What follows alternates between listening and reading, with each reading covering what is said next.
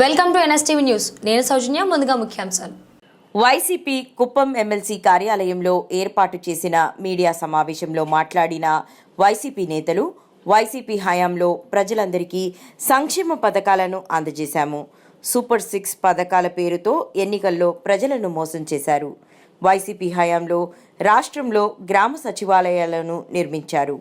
Corona లాంటి క్లిష్ట సమయంలోనూ జగన్మోహన్ రెడ్డి ప్రజలకు సంక్షేమ పథకాలు అందజేశారు. అధికారంలోకి వచ్చిన తర్వాత మొదటి సంతకము మెగా డిఎస్సీ పైన పెడతామని చంద్రబాబు నాయుడు అప్పటి ఎన్నికల హామీలో చెప్పడం జరిగింది.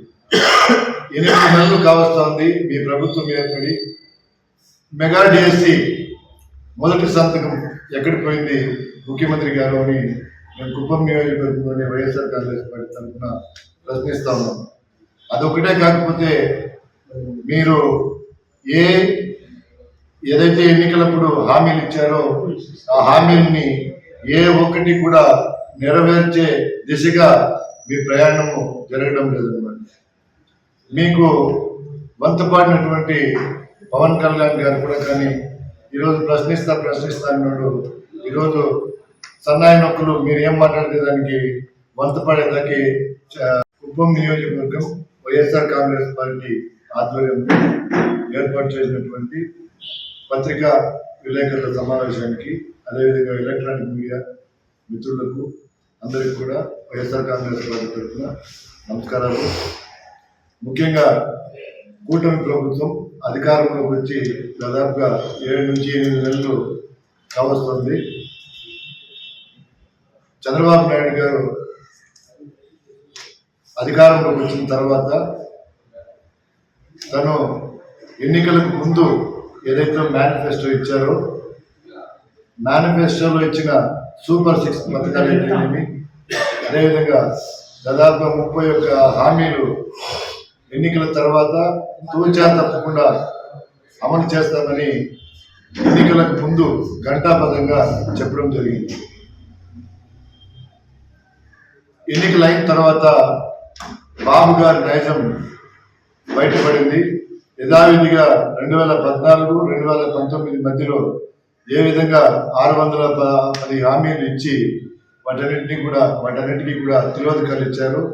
అదేవిధంగా 2024 నుండి ఇవి జరిగిపోయే కాలానికి కూడా తిలోదకాలు ఇచ్చేదానికి సన్నాయి నొక్కులు నొక్కుతున్నారు చంద్రబాబు నాయుడు గారు. ముఖ్యంగా బైబిల్ లాగా, ఖురాన్ లాగా, ఒక భగవద్గీత లాగా భావించి ప్రతి హామీని కూడా 5 సంవత్సరాలు దిగ్విజయంగా అమలు చేసిన ఘనత వైఎస్ జగన్మోహన్ రెడ్డి గారు.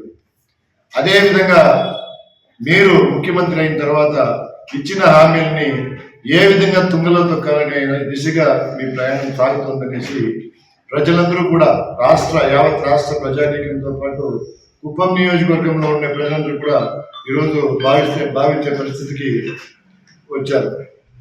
అదేవిధంగా మీరు ఈనాడు, ఆంధ్రజ్యోతి, అదేవిధంగా TV5 ఇలాంటి కూడా మీరు నిన్న నీతి ఆయోగ్ ఒక మీటింగ్ లో క్యాపిటల్ ఎక్స్పెండిచర్ మా దీంట్లో బాగుంటుంది.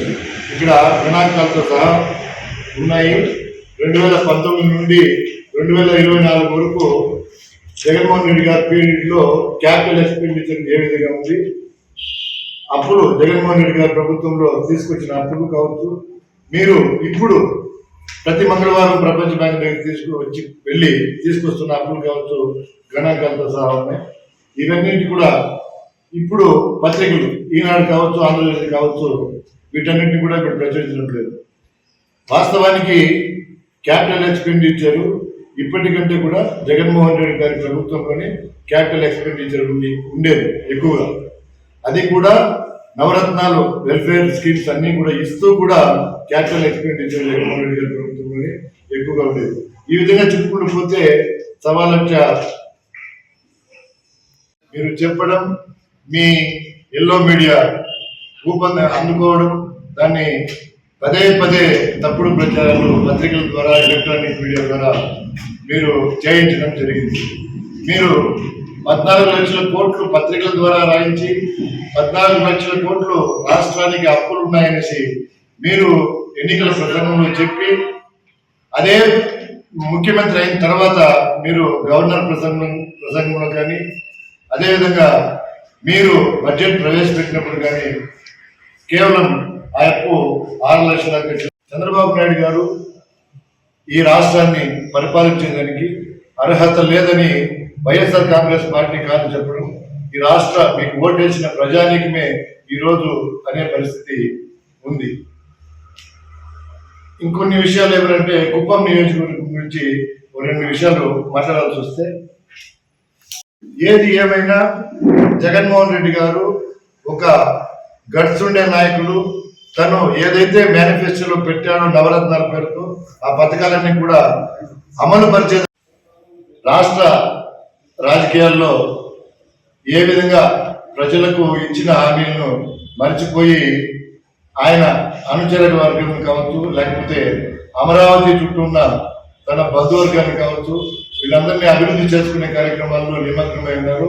ఇక్కడ కుప్పం నియోజకవర్గంలో కూడా తన 100 మందిలు కొంతమంది చేరి ఈ కుప్పం నియోజకవర్గాన్ని కుక్కలు చెప్పిన విస్తరిగా తయారు చేయడం జరిగింది. ఎందుకు కుక్కలు చెప్పిన విస్తరిగా అంటున్నామంటే, ఏ డిపార్ట్మెంట్లో తీసుకున్నా ఎక్కడ తీసుకున్నా అవినీతి అక్రమాలు రాజ్యం వెళ్తా ఉన్నాయి. ఒక క్వారీ విషయాల్లో కావచ్చు, క్వారీ విషయాల్లో అయితే సుమారుగా సీబండపల్లి వద్ద 650 బ్లాకులు గత ప్రభుత్వంలో ఒక మైనింగ్ ఎంపీ చేసి పెట్టిన 650 బ్లాకుల్ని ఇక్కడ ఉన్న కుప్పం నియోజకవర్గంలో ఉన్న స్థానిక నాయకులు వాటిని మాయం చేయడం జరిగింది. కళ్యాణ్ కావచ్చు, జనసేన పార్టీ కావచ్చు, ఎవరు కానీ ప్రశ్నించేవాడు లేదు. అదేవిధంగా ఉపాధి హామీ పథకం తీసుకుంటే విచ్చలవిడిగా అవినీతి అక్రమాలు, పాత గుంతులనే వాటిని చెక్కేసి బిల్లులు పెట్టి తినే పరిస్థితి. ఈ విధంగా ఈ ఒక్క పథకం కాదు, అన్ని పథకాల్లో కూడా అక్రమాలు, అవినీతి, ఎల్లో షర్ట్లు అంటే తన పార్టీ కార్యకర్తల జోబుల్లోకి పోతా ఉంది. కాబట్టి దయచేసి ఈ సందర్భంగా మేము వైఎస్ఆర్ కాంగ్రెస్ పార్టీ తరఫున ప్రజల్ని కోరేది ఏమంటే, చంద్రబాబు నాయుడు అనే వ్యక్తి ఎన్నికల ముందు హామీలు ఇస్తాడే కానీ ఎన్నికల తర్వాత ఆ హామీలు ఒక్కటి కూడా నెరవేర్చే పరిస్థితి ఉండదు. కాబట్టి ప్రజలు ఇప్పుడు తెలుసుకున్నా ఇప్పుడు తెలుసుకునే ప్రయోజనం లేదు. కాబట్టి ఇంక ఎప్పటికీ కూడా ఇలాంటి వ్యక్తిని, అంటే ఎన్నికలకు ముందు ఒక మాట, ఎన్నికల తర్వాత ఒక మాట మాట్లాడే వ్యక్తిని ప్రజలు ఇకనైనా అప్రమత్తంగా ఉండి వ్యవహరించాల్సిందిగా ఈ సందర్భంగా వైఎస్ఆర్ కాంగ్రెస్ పార్టీ కుటుంబం తరఫున మేము అభ్యర్థిస్తాం. ఏ రోజు కూడా సంక్షేమ పథకాలు కానీ అభివృద్ధి పథకాలు కానీ రాష్ట్రంలో 19 నుండి 24 వరకు ఆగలేదు. కానీ మీరు ఇచ్చిన మాట మెగా డిఎస్సీ లేదు, అమ్మఒడి లేదు, రైతు భరోసా లేదు, ఏ కార్యక్రమం అన్ని కూడా మీరు తుంగలో తొక్కడం జరిగింది. అదేవిధంగా